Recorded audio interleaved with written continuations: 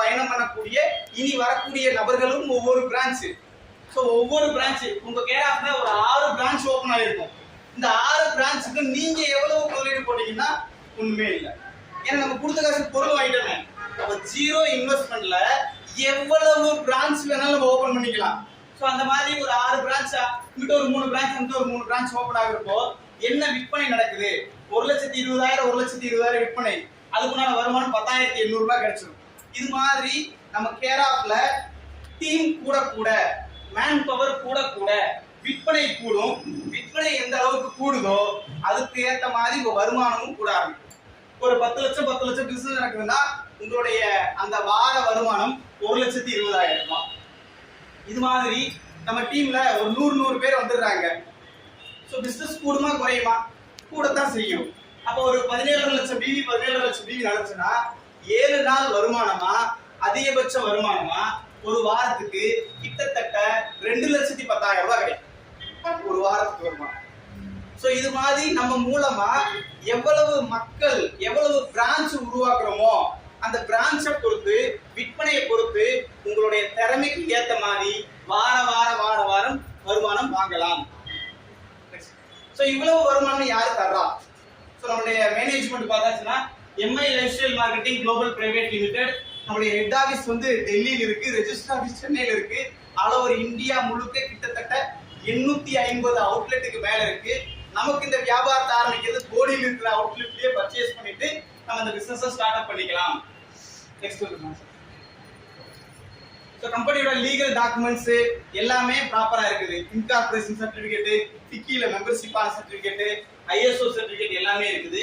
இது போக மேனேஜ்மெண்டோட எக்ஸ்பீரியன்ஸ். ஒரு இடத்துக்கு வேலைக்கு போனா இங்க நமக்கு சம்பளம் கரெக்டா கொடுப்பாங்களா, லீவ் எல்லாம் கரெக்டா கொடுப்பாங்களா, நம்ம அட்ஜஸ்ட் பண்ணிக்கிடுவாங்களா, இதெல்லாம் பார்ப்போம் இல்லையா? அது மாதிரி மேனேஜ்மெண்ட் பார்த்தோம்னா இந்த டைரக்ட் செல்லிங் இண்டஸ்ட்ரியில 20 வருஷத்துக்கு மேல அனுபவம் உள்ள மேனேஜ்மெண்ட். சென்ட்ரல் கவர்மெண்ட்ல திறன் மேம்பாட்டு வாரியத்தோட இணைஞ்சு செயல்படக்கூடிய டைரக்ட் செல்லிங் நிறுவனம் நம்மளுடையது. ஆயுஷ் பிரீமியம் மார்க் ப்ராடக்ட் உள்ளது நம்ம பார்த்துருக்கோம். அடுத்து அதிகபட்ச வருமானம் கொடுக்கக்கூடிய பிளான் இருக்கக்கூடிய ஒரு சிஸ்டம் நம்மளுடைய கம்பெனியில் இருக்குது. கிட்டத்தட்ட கம்பெனியில 50,000 நபர்களுக்கு மேல ரேங்க் ஹோல்டர்ஸ், அதாவது வாரம் மாத வருமானம் வாங்கக்கூடிய நபர்களை உருவாக்கி இருக்காங்க. அதுல ஒரு வாரத்துக்கு 1 கோடி நபர்களுக்கு மேல வருமானம் வாங்கிட்டு இருக்காங்க. அது இன்னைக்கு நம்ம போடியில நம்ம ஏரியால யாரெல்லாம் வாங்கிட்டு இருக்காங்கன்றதையும் பார்க்க தான் போறோம். அதுக்கு அடுத்தபடியா இந்த 2,10,000 வருமானம்ன்றது நம்ம கம்பெனியில கிட்டத்தட்ட 1000 நபர்களுக்கு மேல வாங்கி இருக்கிறாங்க. ஸோ நிறைய ஃபாரின் ட்ரிப் ஃப்ரீயா போயிட்டு வந்த நபர்கள் இன்னைக்கு இந்த ஹாலுக்கு வந்திருக்கிறாங்க. கம்பெனியோட ஒரு வருட வருமானம் அப்படின்னு டர்ன்ஓவர் பார்த்தாச்சுன்னா 2,500 கோடிக்கு மேல ஒரு வருஷத்துக்கு டர்ன்ஓவர் நடக்குது. இதெல்லாம் தாண்டி ஒரு நிறுவனம் டெவலப் ஆகிறதுக்கு கம்பெனியோட சிஸ்டம் மட்டும் இல்லாம ஒரு யூனிவர்சிட்டி வச்சு இந்த துறையில எப்படி டெவலப் ஆகணும் அப்படின்ற ஒரு யூனிவர்சிட்டி வச்சிருக்கக்கூடியது நம்மளுடைய நிறுவனம். நமக்கு ஒரு கேள்வி இந்த இடத்துல வரலாம், எல்லாம் ஓகே சார், இவ்வளவு பணம் எங்கிருந்து வருது, யாரு கொடுக்குறா?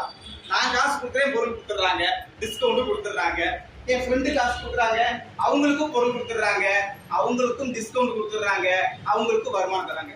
இந்த வருமானம் எங்கிருந்து கொடுக்க முடிஞ்சது அப்படின்னு பார்த்தாச்சுன்னா அதுக்கு முன்னாடி நம்ம தெரிஞ்சுக்க வேண்டிய மிக முக்கியமான விஷயம் நடைமுறை வியாபாரம்.